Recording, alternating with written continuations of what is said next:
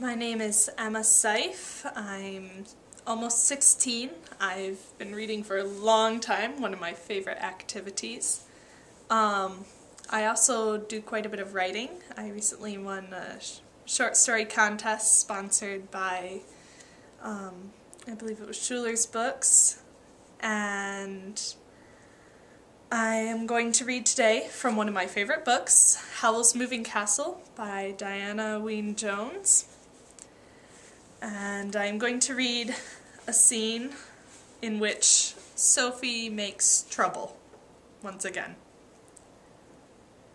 Sophie got to work on the last triangles of the blue and silver suit, mostly little fragments from around the neck.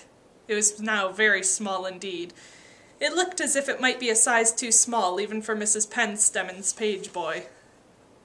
"Michael," she said, "hurry up with that spell. It's urgent." "I won't be long now," Michael said. Half an hour later he checked things off his list and said he thought he was ready. He came over to Sophie carrying a tiny bowl with a very small amount of green powder in the bottom. "Where do you want it?" "Here," said Sophie, snipping off the last threads. She pushed the sleeping dog man aside and laid the child-sized suit carefully on the floor. Michael, quite as carefully, tipped the bowl and sprinkled powder on every inch of it. Then they both waited, rather anxiously. A moment passed, and Michael sighed with relief. The suit was gently spreading out larger. They watched it spread, and spread, until one side of it piled up against the dog man, and Sophie had to pull it farther away to give it room. After about 5 minutes, they both agreed that the suit looked Howl's size again. Michael gathered it up and carefully shook the excess powder off into the grate. Calcifer flared and snarled. The dog man jumped in his sleep. "Watch it," said Calcifer. "That was strong." Sophie took the suit and hobbled upstairs on tiptoe with it. Howl was asleep on his gray pillows, with his spiders busily making new webs around him. He looked noble and sad in his sleep. Sophie hobbled to put the blue and silver suit on the old chest by the window, trying to tell herself that the suit had got no larger since she picked it up. "Still, if it stops you going to the funeral, that's no loss," she murmured, as she took a look out the window. The sun was low across the neat garden. A large, dark man was out there, enthusiastically throwing a red ball toward Howl's nephew, Neil, who was standing with a look of patient suffering, holding a bat. Sophie could see the man was Neil's father. "Snooping again," Howl said, suddenly behind her. Sophie swung round guiltily, to find that Howl was only half awake, really. He may even have thought it was the day before, because he said, "Teach me to keep off envy's stinging. That's all part of the past years now. I love Wales, but it doesn't love me. Megan's full of envy, because she's respectable and I'm not." Then he woke up a little more and asked, "What are you doing?" "Just putting out your soup for you," Sophie said, and hobbled hastily away. Howl must have gone back to sleep. He did not emerge again that night. There was no sign of him stirring when Sophie and Michael got up next morning, and they were careful not to disturb him. Neither of them felt that going to Mrs. Penstemmon's funeral was a good idea. Michael crept out on the hills to take the dog man for a run.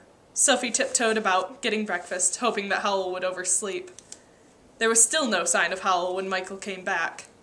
The dog man was starving hungry. Sophie and Michael were hunting in the closet for things the dog could eat when they heard Howl coming slowly downstairs.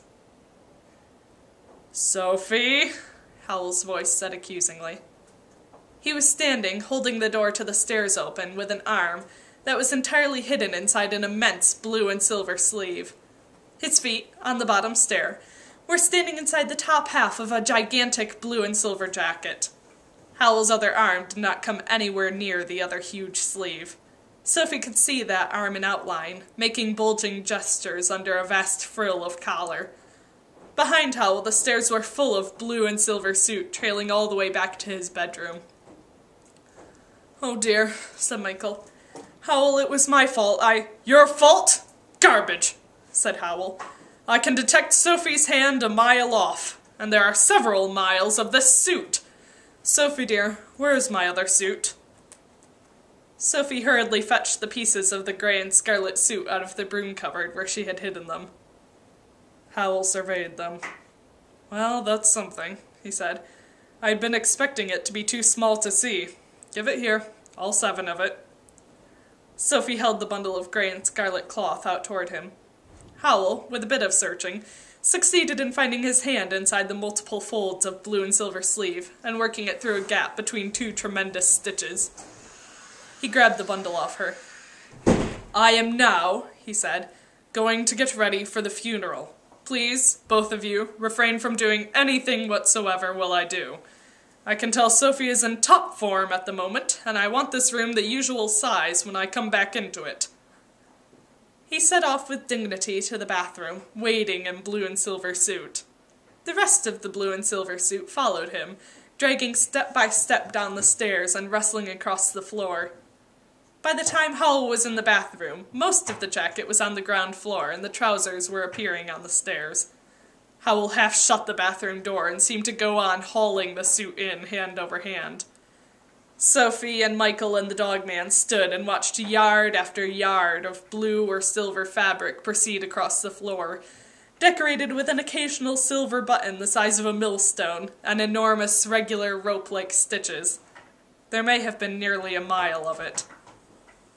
"I don't think I got that spell quite right," Michael said, when the last huge scalloped edge had disappeared round the bathroom door.